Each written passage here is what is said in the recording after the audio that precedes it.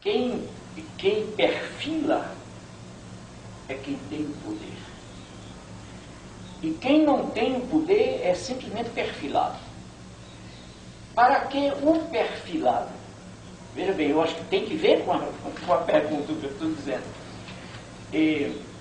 Para que o perfilado possa perfilar o seu perfilador, é preciso que o perfilado tome o poder do então perfilador e o ponha na posição de horizontalidade com ele.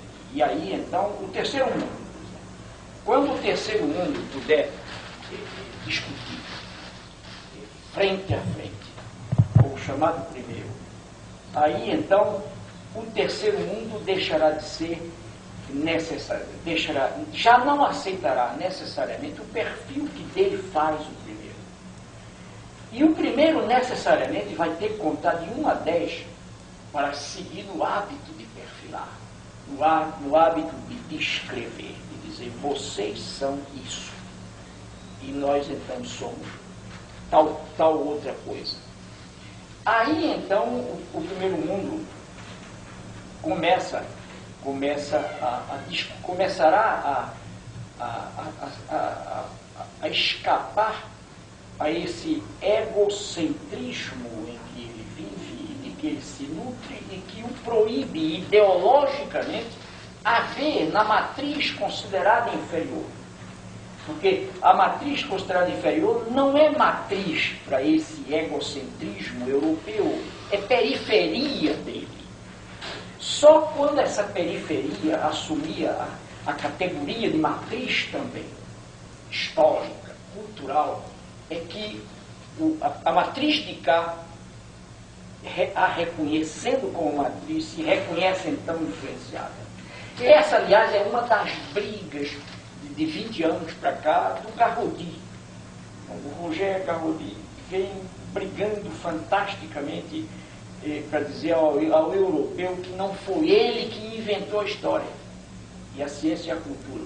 O europeu está totalmente convencido disso, de que antes dele não havia história, só depois que ele chega lá no lugar. Quando ele chega à África, ele encontrou um deserto e disse, hoje, da agora em diante, vai haver história aqui, e vai haver cultura e vai haver língua, porque a gente trouxe isso tudo. Quer dizer, essa é a ideologia do colonialismo. No fundo, o primeiro mundo continua ainda muito colonialista diante do terceiro mundo. E é preciso que o terceiro mundo comece a lutar, a lutar através da busca da sua autenticidade, da busca da sua identidade histórico-cultural.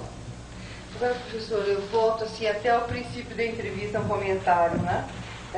Nós temos conhecimento, eu mesmo tive experiência de observar e até viver um terceiro mundo dentro do primeiro, na figura dos imigrantes, né? Do pessoal que são os imigrantes econômicos, que são os exilados políticos e que vivem no primeiro mundo.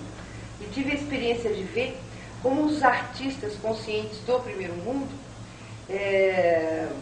viveram, conviveram e ainda vivem com a pedagogia do oprimido na orientação dessa relação primeiro mundo, terceiro mundo dentro da própria obra.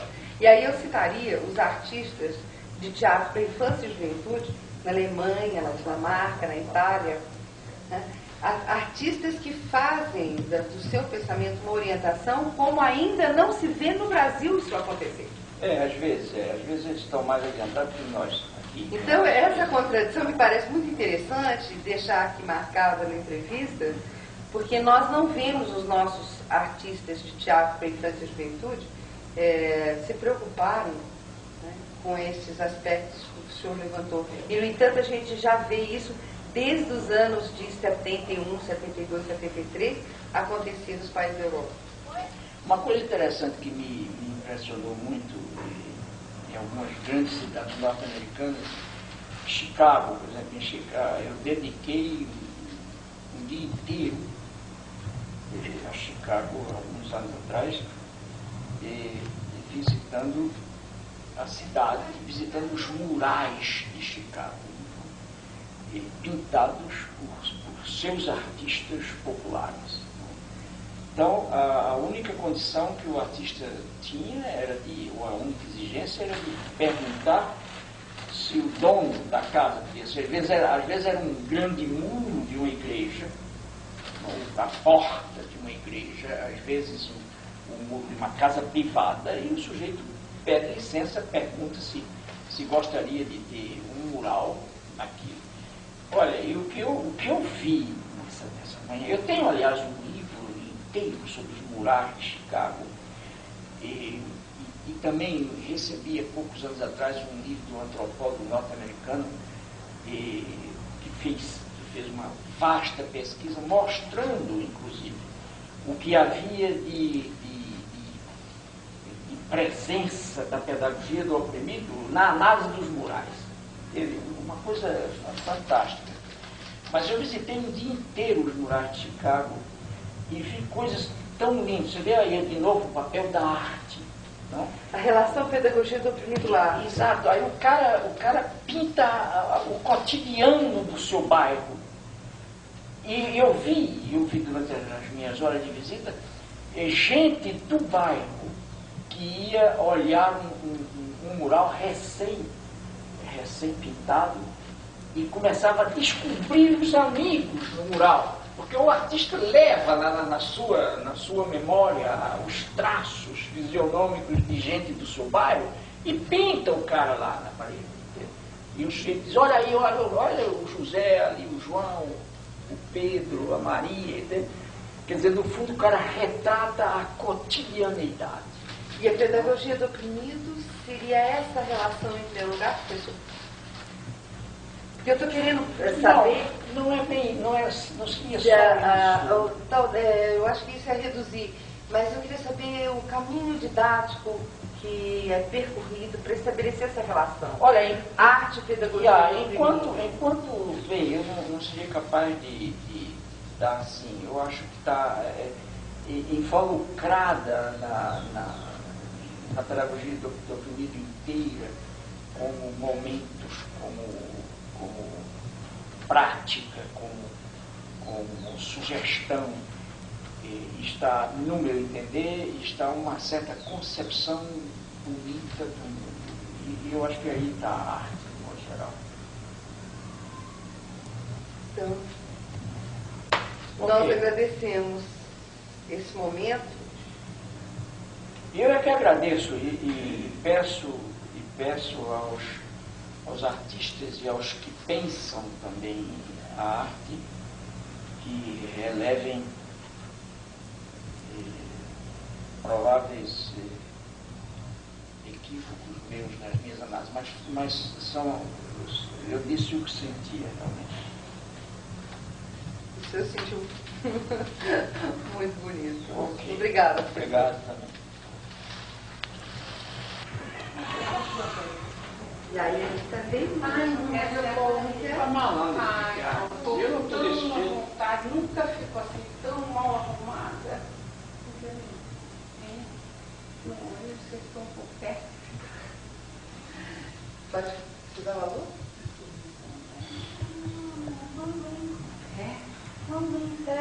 Só se eu não escovar a cabeça com batom, pelo menos, porque assim também é demais. Mulher, olha aí, o negócio está bonito. Ficou bonitinho. Claro. E aí ela passeia pela galeria com o senhor. Indo para ficar uma coisa bem... Já está. Já está? Então, na sala do professor Paulo, nós temos obras de arte. Cada obra tem uma pequena, grande história pessoal, de uma relação afetiva, de uma relação de boniteza do professor Paulo. Então, professor, esse quadro... Começando por esse que nos chama tanta atenção. Olha, esse é uma grande amiga minha do Recife que pintou e que levou em 1980 para a Suíça e nos deu de presente. Quer dizer, por que isso? Porque essa é a casa exatamente onde eu nasci. e que há 3 anos atrás, ou 4,